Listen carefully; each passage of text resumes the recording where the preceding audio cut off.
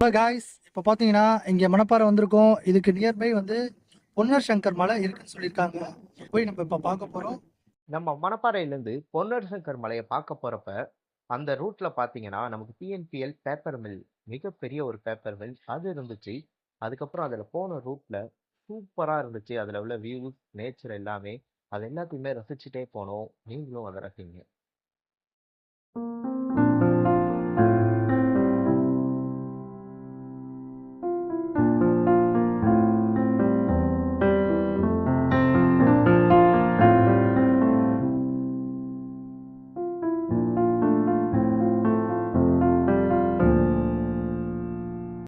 இதுதான் இப்ப நம்ம வந்திருக்க பொன்னர் சங்கர் மலை.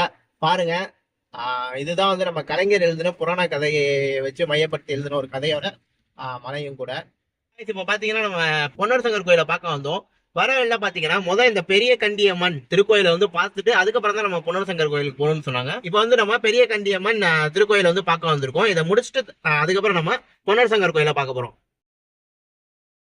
இப்போ நம்ம பார்த்துட்டு இருக்கதான் காய்ஸ் பொன்னர் சங்கர் கோயில். இது பார்த்தீங்கன்னா ரொம்பவே அழகா இருக்கு. உள்ளுக்குள்ள எல்லாமே இதோட லொகேஷன் கூட ரொம்ப அருமையா இருந்துச்சு. ஒரு நேச்சரை சுத்தி வர மாதிரி இருந்துச்சு. ரூட் எல்லாமே ரொம்ப நல்லா இருந்துச்சு. ஆனா இது ஒரு கிராம பகுதி தான். ரொம்பவே நல்லா இருக்கு. இங்க இருக்க அமைதியான சூழல் எல்லாமே. நீங்களும் அதை கண்டுக்கலீங்க. இப்ப பாத்தீங்கன்னா பொன்னர் சங்கர் கோயிலுக்கு உள்ள இருக்கிற சிலைகள் இதுதான்.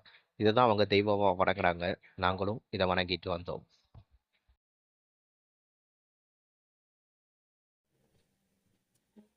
இவன் பொண்ணு. இவன் வந்து சங்கர். பச்சை கை பிடிச்ச மாதிரி இருக்காங்க தங்காய். இவங்க வந்து மாயவர் வந்து அத்தை அவங்க வந்து அம்மா பெருமாள். சம்பவ ஆசிரியர் தலையை வெட்டி காலங்களில் மிதிச்சிருக்காங்க. எங்களால இறங்கி உள்ள நடந்து போக முடியாத காரணத்தினால அவங்களே எங்களுக்கு கார்லயே கொண்டு வந்து எலுமிச்சப்பழம், தீபார்த்தனை, 90 எல்லாமே கொடுத்தாங்க. ரொம்பவே மகிழ்ச்சியா இருந்துச்சு. மாற்றுத்திறனாளிகளை ரொம்பவே மதிச்சு அவங்க எல்லாத்தையுமே எங்களுக்கு கிட்டக்கே கொண்டு வந்து தந்தது ரொம்பவே மகிழ்ச்சியா இருந்துச்சு. மேலும் பார்த்தீங்கன்னா நம்ம பொன்னர் சங்கர் கோயில் பார்த்து முடிச்ச பிறகு படுகளம்ன்ற ஒரு ஏரியாவுக்கு போனோம். அது பார்த்தீங்கன்னா நம்ம பொன்னர் சங்கர் கோயிலுக்கு பக்கத்திலே தான் இருக்கு. ஒரு 4 கிலோமீட்டர் தொலைவில் அங்க ஒரு கோயில் இருந்துச்சு. அதையும் பார்த்துட்டு கண்டு கழிச்சிட்டு வந்தோம்.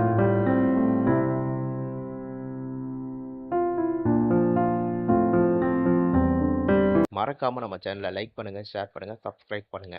எல்லாத்துக்கும் ஷேர் பண்ணுங்க. உங்களோட கருத்துக்கள் ஏதாவது இருந்தால் கீழே கமெண்ட்ல தெரிவிங்க. நன்றி.